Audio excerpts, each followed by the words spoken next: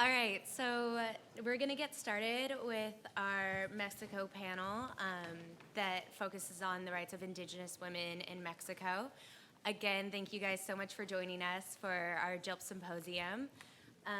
The moderator for this panel is Lisa Davis, who is a clinical law professor at CUNY, and we're very happy to have her here with us today. So thank you, Lisa. Thanks. Well, I first wanted to start by thanking Hannah Miller and Amy Sajak and the entire JILP Law Review Board and staff for putting together such a terrific event. What comes across so flawless and seamless to us is usually done because of the hours of countless work. So if you see a Law Review member, you should thank them and tell them it was a great event, because otherwise they don't know unless we tell them. So I'm excited to be able to be the moderator for the panel today. We have a great lineup of terrific speakers and experts on the issue of Mexico jurisprudence and law. I'll just introduce each panelist as they start, and start with a question to them. Our first panelist is Alejandra Anchaita. She's the founder and executive director of the Mexico City-based ProDesk, the Project of Economic, Cultural, and Social Rights. She is a Mexican lawyer, an activist who leads the fight for rights of migrants, workers, and indigenous communities. And one interesting fact I wanted to share with you is that the Spanish newspaper El País named Alejandra one of the 25 most influential Latin Americans. So with that, Alejandra, I wanted to ask you if you could tell us a little bit about the situation for indigenous women's human rights defenders in Mexico and the obstacles that they face to accessing justice for women under indigenous laws as compared to Mexico's broader legal structure. Thank you. Well, thank you for the invitation. And I would like to start, and it is really a pleasure just sharing the panel with my colleagues that are been also working in several issues regarding women's rights and the pluralistic legal societies. And I would like to start just saying a little bit about the work that we are doing in Mexico as an organization, and also what are the main challenges that we are facing as human rights defenders, and also the challenges that indigenous human rights defenders are also facing for accessing to justice. ProDesk is dedicated to contributing to the justiciability and fulfillment of economic, social, and cultural rights of communities and workers. And in order to work towards this goal, ProDesk developed an integral defense strategy which incorporates collective and participative organizing strategies, national and international advocacy, corporate research, the building of transnational alliances, a communication strategy, and a strategic litigation with gender perspective. Since 2005, ProDesk has used this integral defense strategy to assist, empower, and defend communities and workers, men and women, whose human rights are being violated by transnational companies, which often act in collusion with the state. I would like to also give you a little bit of the context that we are now living in Mexico, because it is, as in the previous panel was already stated, it's really important to have at least a view of the context that people are having to face. And right now in Mexico, it is important to understand the increasement of the environmental violence, the generalized violence that we are facing. There is a wide regional, national, and international consensus over the gravity of the current human rights situation in Mexico. We have 151 assassinated people between December 2006 and August 2015, including thousands of migrants in transit. Since 2007, there had been at least 26,000 people unaccounted for, many possibly as a result of enforced disappearances. Thousands of women and girls are sexually abused or become victims of feminicide. Practically no one has been convicted for these crimes. During his last visit in October 2015, the United Nations High Commissioner for Human Rights I will say his name, but I will probably pronounce in a pretty bad way. Saeed Raat Al Hussein noted that the official statistics show that 98% of crimes in Mexico remain unsolved. The majority of them are never properly investigated. In the current context of impunity, human rights defenders have had to be tenacious, yet creative in leveraging the legal mechanisms that are available under Mexican law to bring access to justice to women and other marginalized groups. One relatively new avenue that Prodesc and others had been making use of is a series of amendments to the Mexican Constitution that were enacted in June of 2011.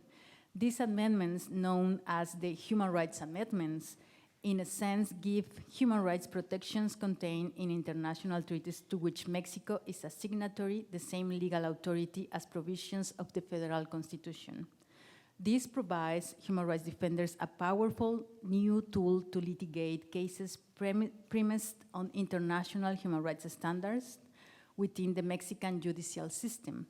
For example, in cases affecting the rights of women, human rights defenders may now more effectively rely on the UN Convention of Elimination of All Forms of Discrimination Against Women, the CEDAW, which Mexico ratified in 1981. CEDAW obligates states parties to specifically a general recommendation of the UN committee responsible for implementing CEDAW stated that the full implementation of the convention requires states to take positive measures to eliminate all forms of violence against women. The 2011 Human Rights Amendments require Mexican courts to give CEDAW and treaties like in the same legal authority as any provision of the federal constitution, including the Declaration for Indigenous Rights.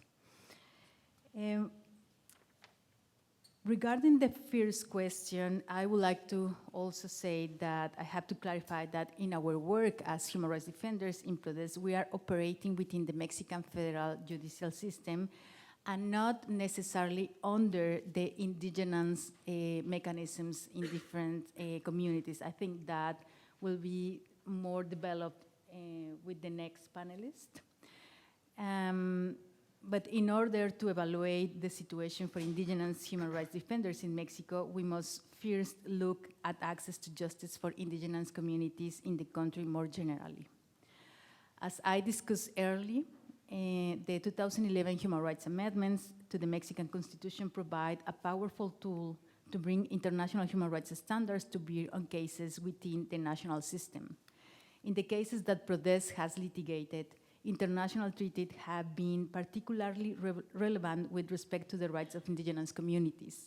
For example, the Indigenous and Tribal People Convention of the ILO, the Convention number 169, ratified by Mexico in September of 1990, provides that indigenous and tribal people should be consulted and fully participate at all levels of decision-making processes that concern them. Likewise, the United Nations Declaration of the Rights of Indigenous Peoples, which Mexico voted in favor of, reinforced the right to consultation provided in ILO Convention number 169. It provides that states should consult and cooperate in good faith with the indigenous people concerned through their own representative institutions in order to obtain their free, prior, and informed consent before adopting and implementing legislative or administrative measures that may affect them. Prodesc has utilized these two international instruments in litigation in Mexican courts in defense of the rights of indigenous communities that we accompany in the Istmo of Tehuantepec in the state of Oaxaca. Transnational energy companies have already built at least 20 wind turbine parks in the region and have plans for several more. And one of these development projects were implemented with the consultation or without the consultation or consent of the indigenous communities who own collectively the land. Prodesc has filed several cases on behalf of these communities, arguing that Under the 2011 Human Rights Amendment, the Mexican government must respect the rights provided in ILO Convention and the UN Declaration of the Rights of Indigenous Peoples. Despite these legal advances, however, indigenous human rights defenders in these communities continue to face several severe threats and harassment. In the Zapotec community of Juchitán, Oaxaca, the Mexican government instituted a consultation processes that it promised will be an example for future development projects throughout the country. However, from the beginning, participants in the consultation faced serious threats and harassments. Prodesc has since filed lawsuits in the court in Oaxaca to challenge the validity of this flow consultation process on the grounds that, among other things, it cannot be considered free and voluntarily, while community leaders are being threatened for their participation. Thus, it is clear that although there are important protections under international law for indigenous communities facing encroachment for transnational corporations, those protections are only meaningful if those communities have access to an adequate forum to enforce those rights. Thank you, Alejandra. Next, we're going to hear from Esmeralda Lopez. Esmeralda serves as an advocacy officer at the U.S. Committee for Refugees and Immigrants. Ms. Lopez advocates on behalf of refugees, unaccompanied migrant children, and trafficking survivors. She has testified twice before the Inter-American Commission on Human Rights concerning the protection of refugees in the Americas. So, Esmeralda, we know that there are a lot of barriers that women in Mexico who have been raped face, and as a consequence, they rarely file complaints against their perpetrators. Can you tell us a little bit about the lack of access to justice of indigenous women in Mexico? Hi. So I can provide some information on this, but before I begin as well, I want to provide a little bit of background just in terms of the work that I do specifically. I work with the U.S. Committee for Refugees, or USCRI, and we help refugees from all over the world, but in addition to that, we also help unaccompanied immigrant children.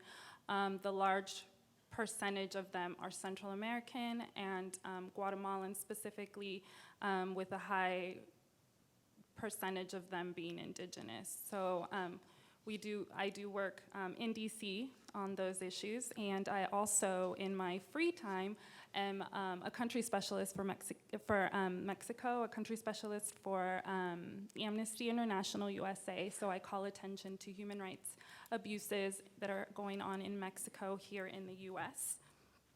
And as part of my work, I've been there now for about 6 years, doing that work for about 6 years. I've worked on a variety of cases, and one of those cases specifically is the case of Ines and Valentina, which I will go into in a little bit of detail. But a lot of times I get the question, why are you doing this for free? Like, why do you work for free? And so I've kind of evaluated it myself, and I think part of the reason is my parents are both Mexican immigrants, and I, as a child, often went for months at a time during the summer to visit my family. And my family, my parents raised me in a non-traditional, I guess, Mexican home, but when I went to Mexico, I got to see really the differences in how I was allowed to speak or not speak, or how I was expected to behave. And I think that, my grandparents probably scolded my parents for not raising me properly, but I think that that was something that always really resonated with me and still does. And so my work with Amnesty and focusing on women's rights has always been something that's very strong and personal to me. And I think as we speak about customary law and different types of law, legal pluralism, I think that it's important to also really recognize the customs that we have in the cultures, and sometimes how obviously that's influential, because there can be wonderful laws written in the books, but sometimes they're just not implemented because of those norms. So just to add a little bit of background in terms of the human rights situation in Mexico. As Alejandra mentioned, impunity is almost at 100%. So while there may be wonderful, like great laws that are written, it's really hard to get any kind of justice by those laws. 12% of 124 million people, the population of Mexico, were murdered in less than 10 years. And of those, a large percentage have been women. And it really kind of started with women, and women coincidentally also in the state where my family is from, of Chihuahua. 6 women are killed every day in Mexico. 67% of women, according to the UN High Commissioner for Human Rights, suffer abuses at the hands of men. Because the abuses are so significant, the UN Human Rights Council has actually issued recommendations, 176 recommendations to the Mexican government to investigate disappearances of women. And as rape and sexual abuse by military and police is quite common, and a way to intimidate women is it's often used in warfare as well. And it's particularly used, as was mentioned, in social movements or human rights defenders to intimidate those women.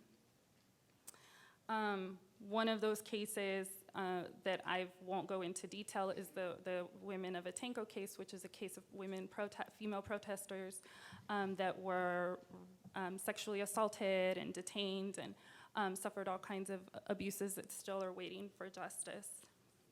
And that happened back in 2006.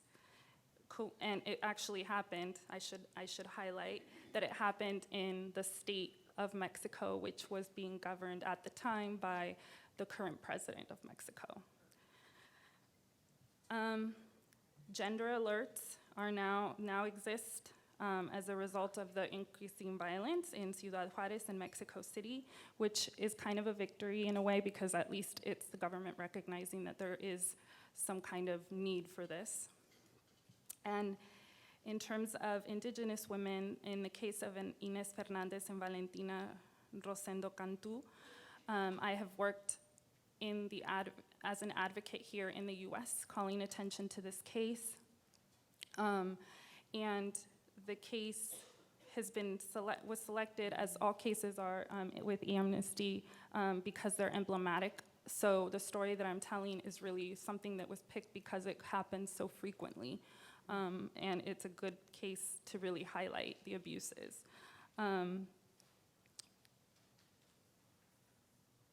So in 2002, Inés Fernández was raped in her home. Her children were there by 3 soldiers. And Valentina was washing clothes by a river, and she was raped by 2 soldiers. Both women are indigenous women. And both women showed the courage to report the case and continue to follow up on the case in spite of intimidation of their families and death threats that they received. For a long time, not a lot happened on the case, and in fact, the military, instead of investigating, really was kind of putting the burden on proof on the victims in this case. Which is unfortunately quite common a lot of times with the human rights abuses of women. We find that people feel that they have to investigate their own cases because it's not being done at the government level. While the Constitution, the constitutional reforms and the incorporation of international law into the Mexican law, national law, is a great step in the right direction. It definitely needs help in terms of implementation as it comes to women's rights and indigenous women's rights. And it's something that is not particular to just this issue, but it nevertheless is not really effective at this point. While sometimes the Mexican government likes to call attention to the laws that they're passing, the implementation isn't really happening. However, after continuing their fight, and Amnesty working along with a lot of NGOs, other NGOs, to call attention to this case, the case was taken up by the Inter-American Court of Human Rights, and in August 2010, the court issued two judgments, one that called the Mexican government to do a full investigation, to reform its military system and reparations. Something significant, especially with the Mexican government, that really seems to care a lot more than, well, it seems to give a lot of importance to their image publicly, internationally.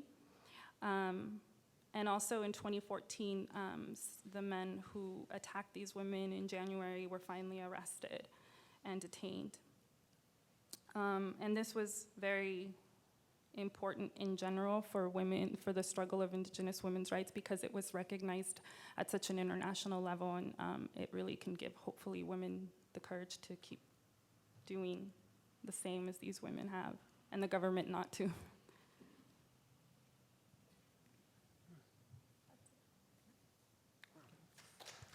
Thank you for sharing.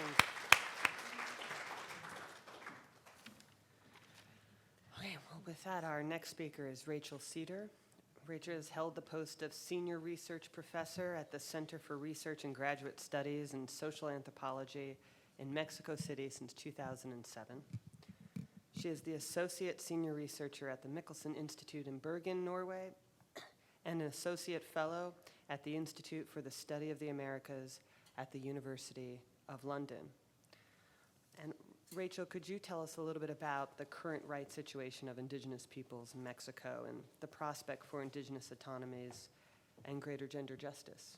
Okay, thank you. I'm very happy to do that, Lisa. First of all, let me say thank you very much to the NYU Journal of International Law and Politics for the invitation to be here with you today, and to the Rubin family for making it possible, and particularly to Hannah Miller for putting us all together.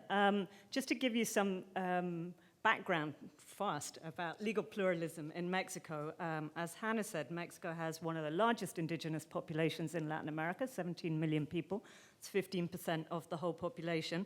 It was the first country in Latin America to ratify International Labour Organization Convention 169, still the only international instrument that we have ratified by the Mexican government.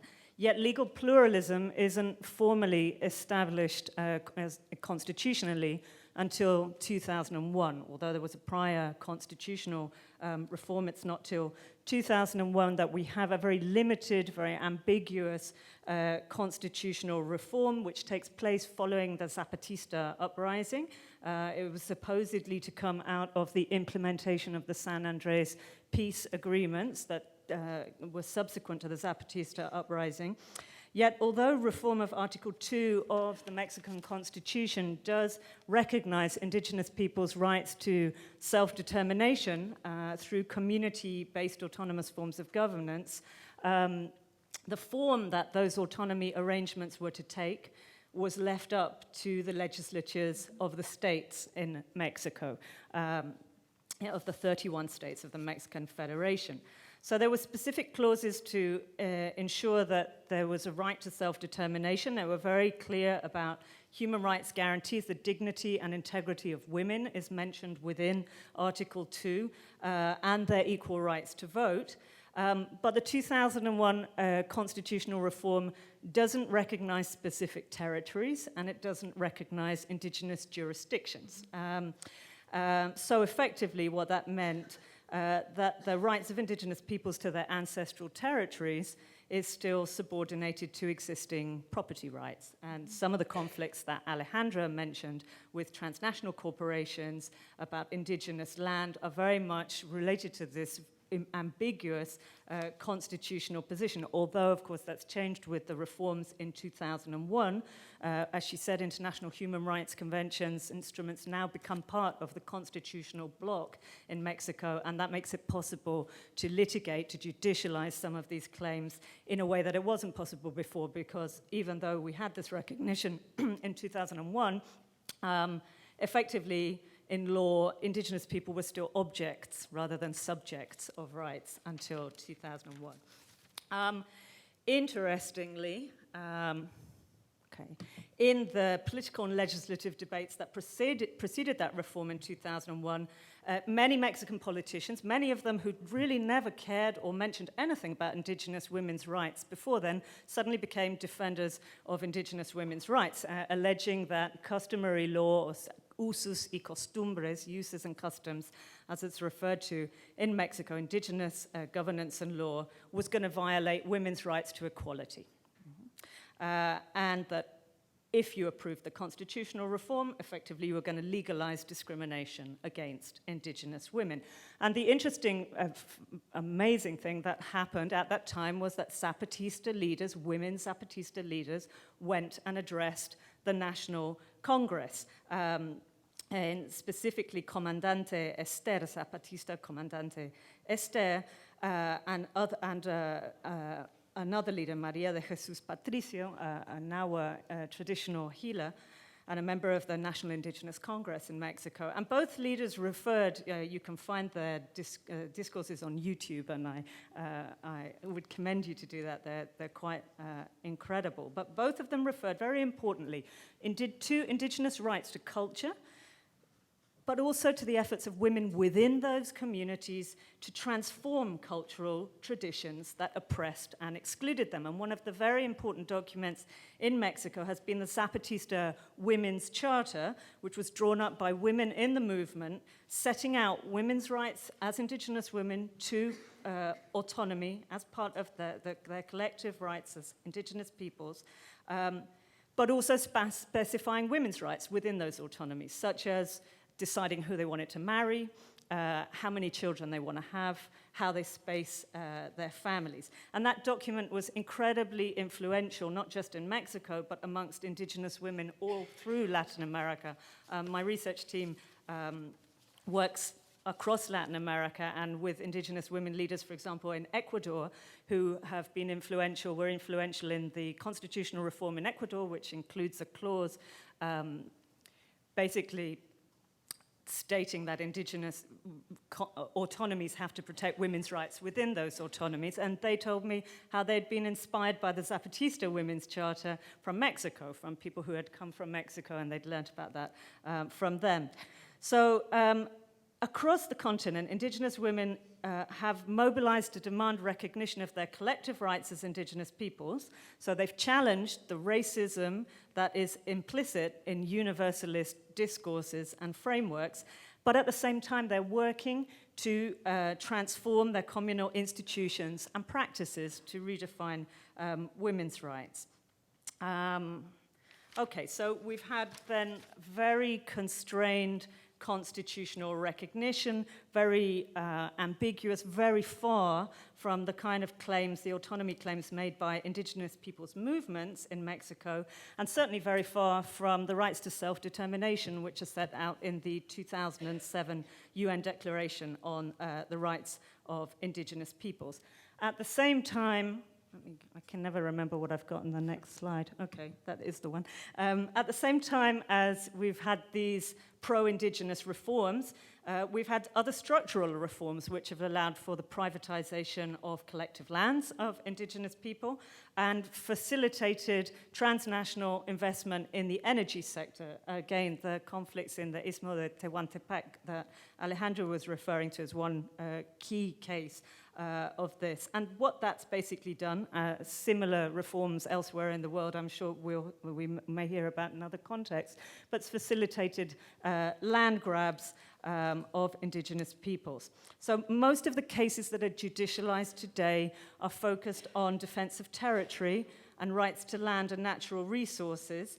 There are also a set of cases about municipal authorities and selecting municipal authorities according to local uses and customs, which are to do with Oaxaca state, which I won't talk about because I don't have time, and rights to prior consultation, particularly around mining, hydroelectrics, etc. So that just to give you the context, and if I can talk very briefly, I just want to refer to one specific case which will tell you about the criminalization of indigenous movements that's taking place across Mexico at the moment, and the struggle for autonomies in the context of this massive absence of access to justice that both of the previous speakers have mentioned. And I want to just briefly tell you about the case of Nestora Salgado. Nestora Salgado is a member of the community police in the town of Olinala in the state of Guerrero. The Olinala community police are part of one of the most emblematic examples of indigenous autonomy in Mexico, the CRAC, the Regional Coordination of Community Authorities, which is a fascinating experience. It's operated an autonomous system of policing and justice and re-education, basically by communities in one of the poorest regions of Mexico who have no access to state justice, right? I mean, they want to strengthen their own autonomous forms of justice as forms of protection because there is no protection from the state. In Guerrero, there was, in addition to the Article 2 of the Federal Constitution that I mentioned, there was a law, Law 701 in Guerrero, which allows for such indigenous autonomies to exist, including the ability to detain suspected delinquents. And those, as I said, those suspected delinquents, if they're found guilty, they're subsequently re-educated by being rotated between villages in forms of community service. The community police in Olinala and other parts of Guerrero even received training and arms and vehicles and uniforms from the Mexican state. Yet in August 2013, Nestora Salgado was detained by members of the Mexican army. She was accused on 50 charges of kidnapping. She's currently in a women's prison in Tepepan in the south of the city, and she was transferred there following 21 months detention in a high-security prison in the state of Nayarit. And that transfer took place not before Nestora herself went on hunger strike, and the Inter-American Commission of Human Rights ordered precautionary measures to protect her. Nestora is a US-born citizen. She returned to her native Guerrero after 2 decades here in the US, and she's become one of the most visible political prisoners that we have in Mexico. The legal case that was built against her is full of irregularities, due process violations, and there's an international campaign calling for her release. Why was she arrested? That's the point I want to get to. Her arrest followed actions by the community police in Olinala to detain individuals who were linked to organized crime, who are accused of grooming teenage girls for drug dealing and child prostitution rings that stretch from Guerrero to Puebla. 4 young women, allegedly girlfriends of narcos, were found. They were returned to their families by members of the community police. And Nestora was then accused of having kidnapped them. Guerrero's long been one of the most violent regions in Mexico, but in 2006, the military-led offensive against organized crime increased insecurity. So it helped to shatter the cartel that actually controlled, up to that point, Guerrero, the Beltran Leiva cartel. But one of these numerous splinter groups that subsequently emerged, called Los Rojos, took over control of Olinala. And then kidnapping and extortion and disappearances and murder became commonplace. And local municipal authorities were in league with Los Rojos, and they were accused of being so by Nestora and the community police. So Nestora's arrest occurred in the context of a growing campaign of intimidation and political infiltration and division of the CRAC, this super-communal organization of community defenders. Many of them have been detained and accused of kidnapping because they detain delinquents who are linked to organized crime, who are in league with local municipal authorities. So this criminalization is directly related to the efforts of indigenous authorities to resist these predations of organized crime and the state, to resist the increased presence of drug cartels in indigenous communities, and also to resist, and this is one thing that I think is particularly key and explains the criminalization of many of the leaders of the Policía Comunitaria in Guerrero, is because they're resisting mining exploitation within indigenous territories. We have a context in Mexico of great controversy over the self-defense groups, the autodefensas, which have emerged in the last few years, and that controversy has been used by the state to batter down indigenous autonomies and attack indigenous autonomy. So, although the autodefensas did emerge in many places to combat organized crime, many of them are linked to organized crime and they've become involved in kidnappings and extortion. And that's in marked contrast to the community police in Guerrero. That's been in existence for nearly 2 decades, and it's got thousands of men under arms, and it's never killed anyone. So those then are the paradoxes of the Mexican state's stance towards indigenous governance and justice system. It emits these laws that partially recognize their legitimacy. It has some wonderful protocols developed from the Supreme Court of Justice, but if it can't co-opt those movements and can't control them, then it criminalizes them, and it's particularly criminalizing women within them. The case of Ines and Valentina is another example, I think, of that, and maybe we can talk a little bit more about that in questions. Thanks. Thank you.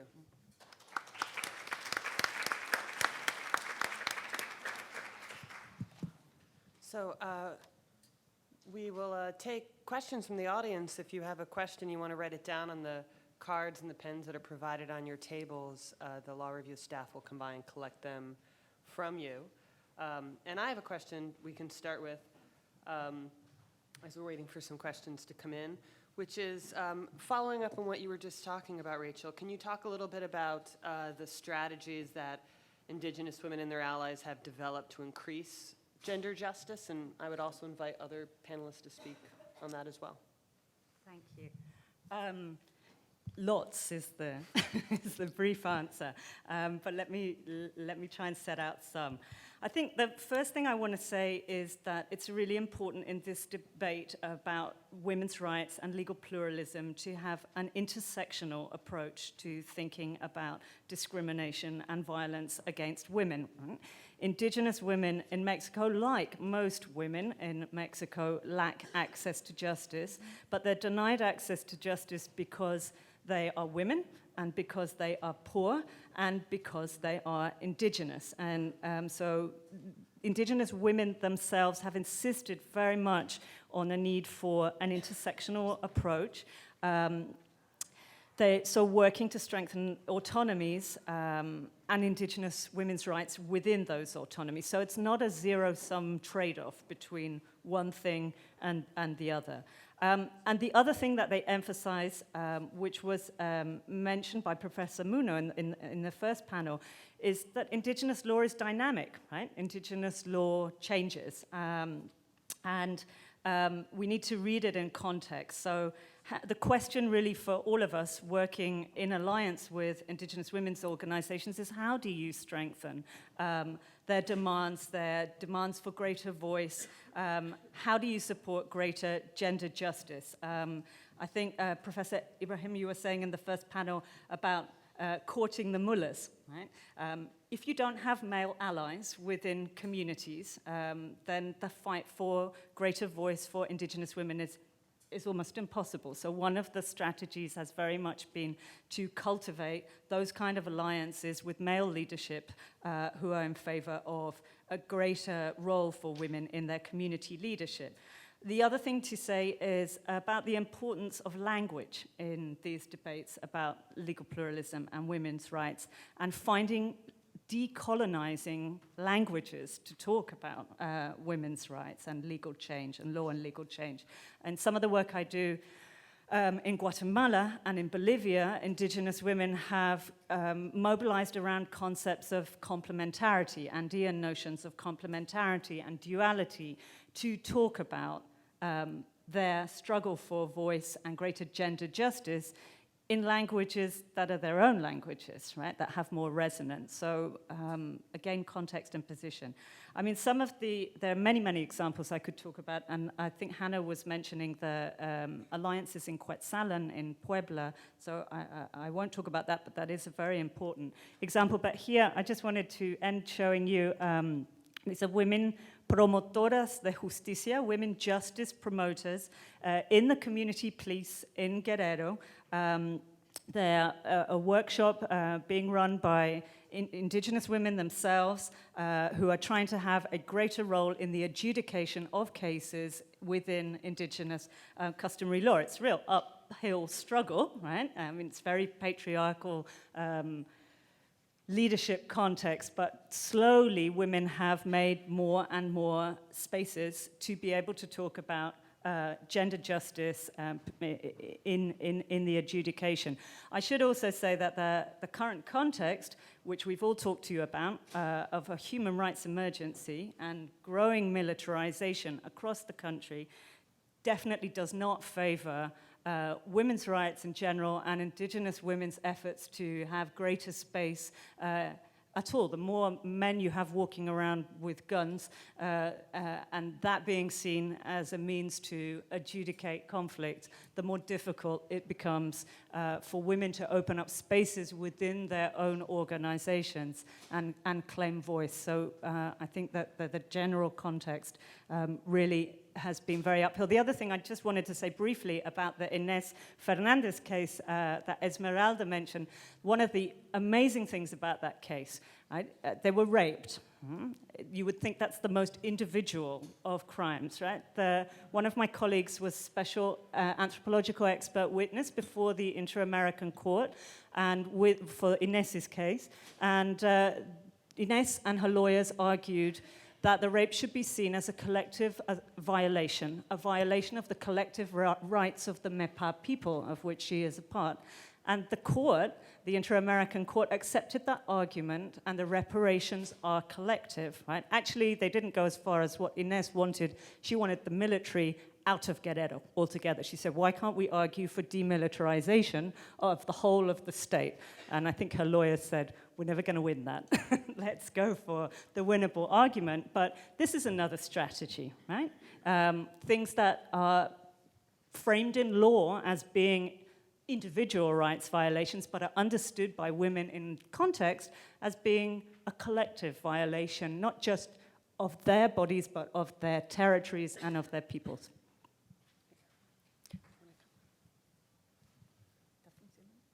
Creo que it's working? Yes. And just to give also another kind of examples that are already working in Mexico, it is precisely using the organizing of, in a collective way, women that are being affected in communities and that are being affected, for example, to their land, to their right to their land, territory, and natural resources. One of the characteristics of the methodology of PRODESC doing strategic litigation, it is precisely help the communities to be well organized and ensure the egalitarian participation on the decision making of the strategy between men and women. Because even when women in Mexico are allowed to be owners of the land, not necessarily implies that they are also allowed to have a voice and to take decisions related to the land. So part of the exercises that we are doing along with the communities is ensuring that these mechanisms are egalitarian mechanisms and that are guaranteeing the participation between men and women during the organizing process, but also during the litigation.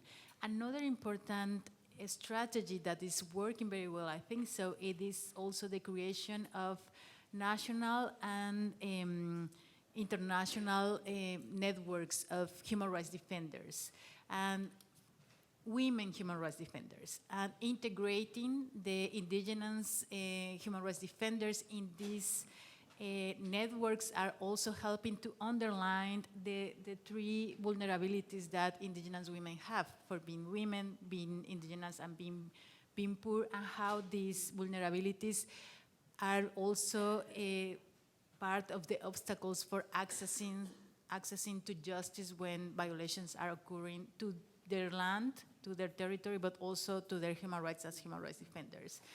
Last week, as you probably know, happened the Forum for Business and Human Rights at Geneva at the UN, and one of the panels co-sponsored by Prodesk and also AWID, which is an international organization defending women's human rights, was precisely talking about all the challenges that indigenous women human rights defenders are facing in the defense of their land, territory, and natural resources in the context of transnational corporations, for example, in countries like Mexico, Guatemala, and South Africa, because the state is always arguing that the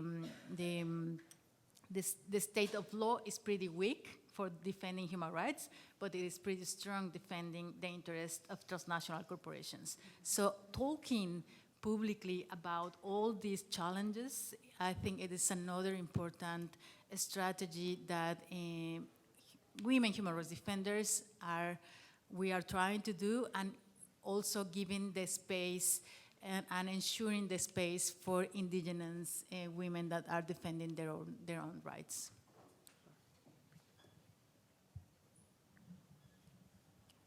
I'm gonna say the question was thoroughly answered, and I have some other points that maybe the questions that you have there, I can bring up later. Okay.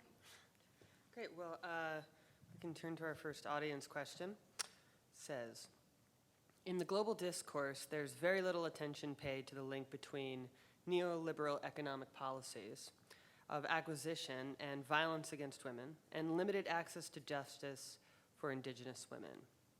So, does the global discourse for strategy need to be reshaped? And then why don't I just give a second question, and you can choose which one you'd like to answer. How does the balance, how do we balance the respect for indigenous customary law and women's rights, given that some of these customary laws involve the violation of women's rights according to national law? So I'll say something to the first question. I think that anytime that it's like a minority group, the global discourse needs to be cognizant of the minority groups, because of course they're the minority group, so it's important to pay attention to the needs and the exceptional vulnerabilities of minorities in general.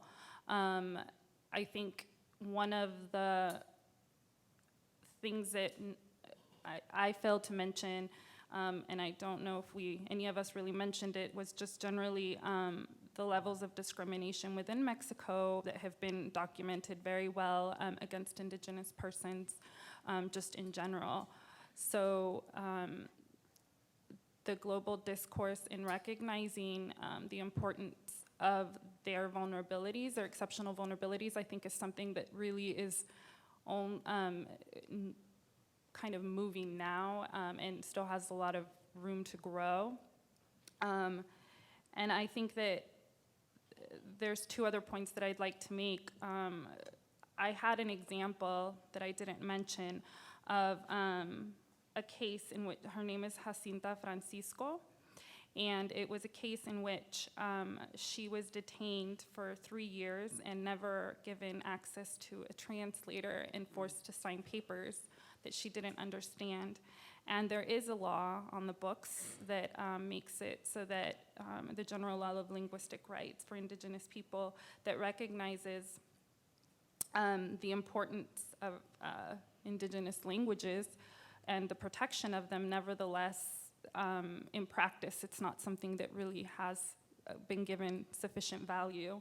And it is definitely a big impediment in terms of access to justice and access to resources in general. And to be able to kind of, if you were to try to go to school in a more traditional school, the language alone could be a big impediment for some children, and then especially for young girls.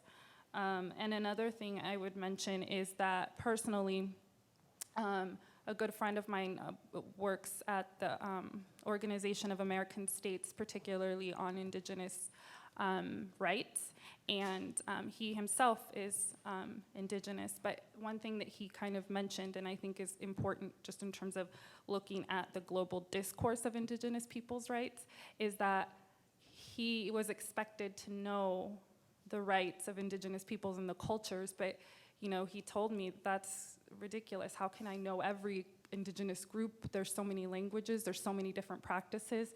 So really recognizing the individuality of each group and not really just lumping them all together and saying it's all the same, because that is obviously going to create concerns. Okay, we have time for one last comment, I think. Just briefly on this question of how you balance customary law and women's rights when custom sometimes violates national law, which is, I guess, the question for the whole seminar in many ways. But just to say that what is, and it's an obvious point, but what gets called customary law is very, very different across the context that we're talking about. And where we're talking about from Latin America up till now, it hasn't been constitutionally recognized in law, this space of indigenous autonomy.